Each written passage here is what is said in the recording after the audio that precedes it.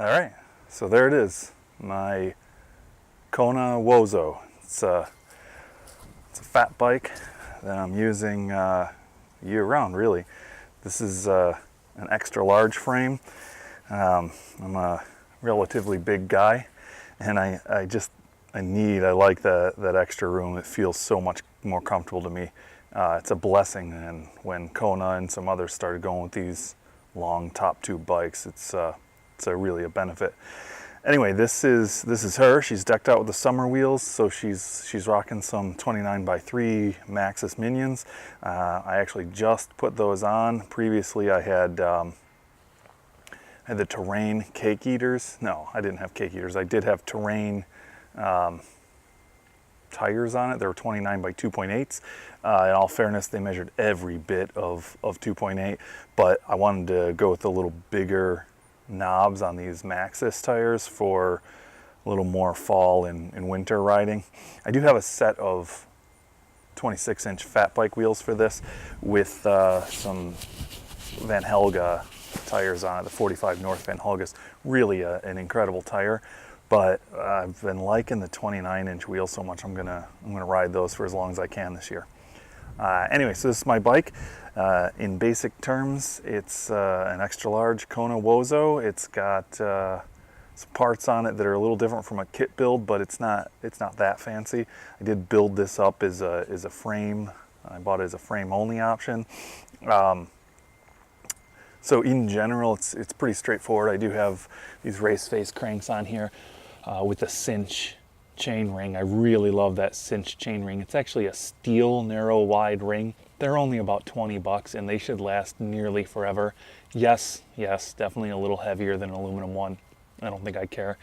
Other component wise, the big spec here is obviously what front fork do you put on, right? And I went with this Mastodon front fork. It started life as a 120 millimeter unit, and I've stretched it out to 140 millimeters.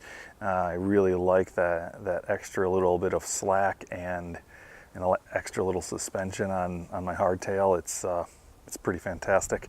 Out in the back for shifting, I've got 11-speed Shimano stuff with the XT rear derailleur here. It does have the Sun Race, I believe it's 11 to 46 cassette in the back. Just a less expensive option to the more expensive Shimano stuff. And I've had good success with that stuff, so I'm back to use it some more. Again, tires, Maxxis Minion 29x3s. These things have a pretty serious chunky knob on them, which is excellent. As far as cockpit goes, pretty straightforward stuff here. Again, I'm a pretty big guy. I like these riser bars. They keep my ailing back from being crunched over, and I'm not out to win any races, so they're really comfortable for a big guy like me. So Answer 810 bars with a 3-inch rise. I think they stopped making these, but somebody else has picked up. I think Pro Taper's making them now. But either case, they're a fantastic bar. You know, when it comes to stems, I see a lot of people spending a lot of money on stems, and I'm not a huge fan. I'm not sure what all the cost is about. Hey, there's Bert. Bert, what are you eating? Come on, go eat grass somewhere else. Hey, I got your tail. Well, if you haven't figured it out, that's my dog. His name's Bert.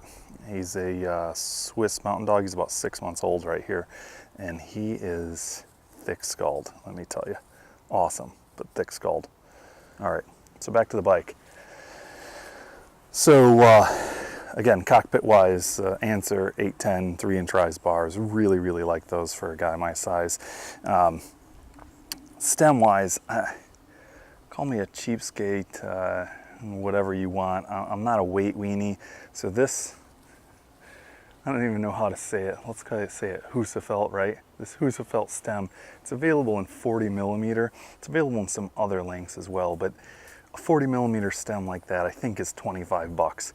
So for 25 bucks, This is a stem I use on most of my bikes. It's hard to argue with.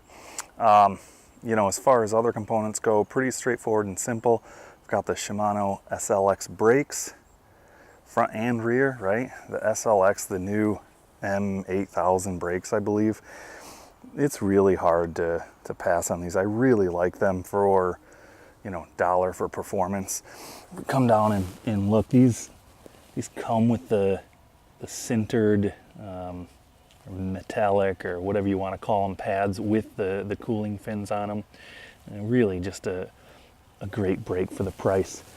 Speaking of brakes, I've got 200 millimeter rotor on the front here and 180 millimeter rotor on the back of this bike.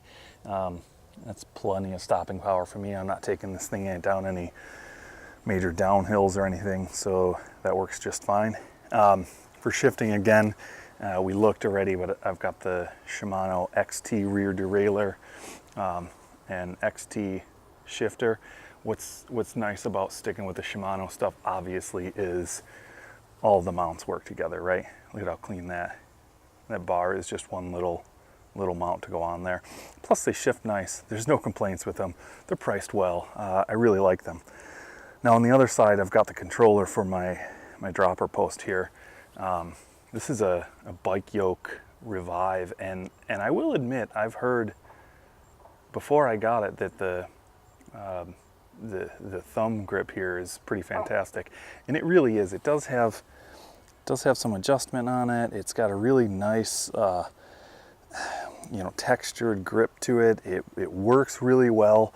The dropper itself is a bike yoke 185 millimeter, I believe. So if I let that bad boy up, she's pretty tall, and if I get a view of the bike with it up, it's a good size there, right? My only gripes about it though are I used the specific compound that Bike Yoke suggested that I use here, and it didn't really like it. It really just took the coating straight off of the lower part there. Honestly, a big deal, no, but man, I second guessed myself putting it in. I didn't like the stuff, and I shouldn't have used it, but the manual was pretty insistent on it.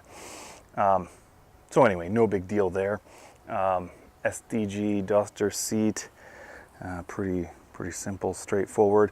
I would also say the other thing I don't like about the Bike Yoke Revive kind of ties into the one thing I'm confused at by this bike, and it's actually the cable. You know, this thumb actuated dropper is fantastic. The dropper itself has been flawless. Haven't had any problems with it. But this cable that came with it, it's wrapped up, you know, it's in a circle, is in the box is the way it's delivered, and you can see it didn't quite straighten out on the bike, which is fine. It's a minor gripe, but it's not relaxed enough to have a really clean, nice looking install. And that is the other thing about this bike that I'm not sure of. Everything on this frame is pretty fantastic. They do have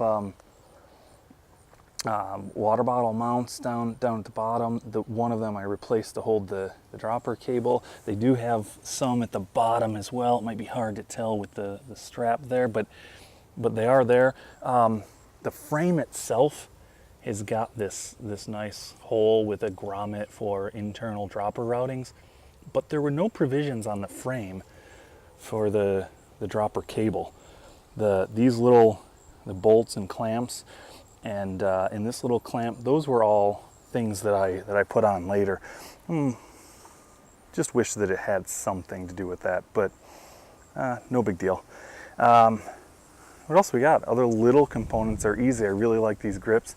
These are I forget the name of them, but they're, you know, Odi Grips from SDG. I think they're a fantastic grip. For me, they've got a lot of grip, they've got a lot of traction to them, they're comfortable, they stay on tight. I just don't have any problem with them. They come in about a bazillion colors, so you can match them to your bike.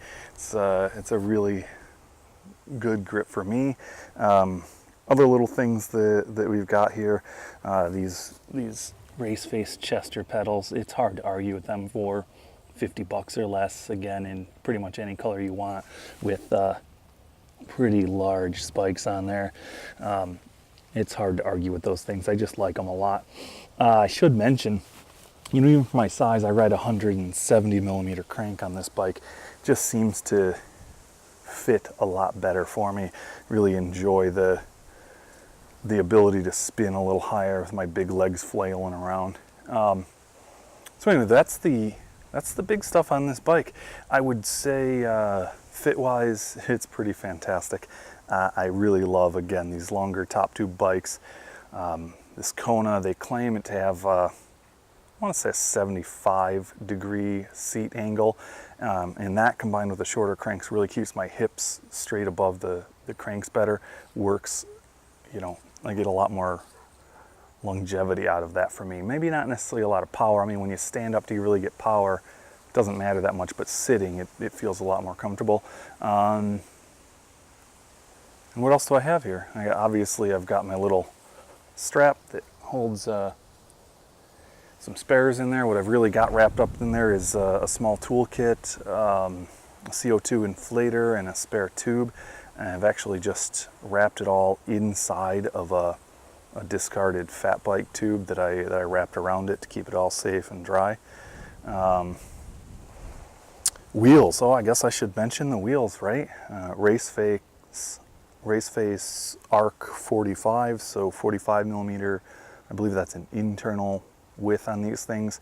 I know there's some debate on plus size wheels and how wide you like your wheels, but I like the wide wheels. I think they support my big butt a little better. I like the way they feel going through turns. I'm really enjoying them. A guy up in Wisconsin actually laced these up for me. I will get his contact information if anybody is interested. They are the Bike Tech, I think they're Bike Tech hubs, but I've had a really good success with those. I've got 2 other sets of them actually. I've got them laced front and rear on this bike, and I've had no problems with them at all. So I just went back for those again. The wheels themselves have been fantastic. They've sealed up, you know, tubeless, no problem. Really, really enjoyed having them. Anyway, that's about it for the Kona Wozo. I think I'll leave it at that, and we'll take a look at it. If there's any other questions, I'll take a look at those. Otherwise, have yourself a great day.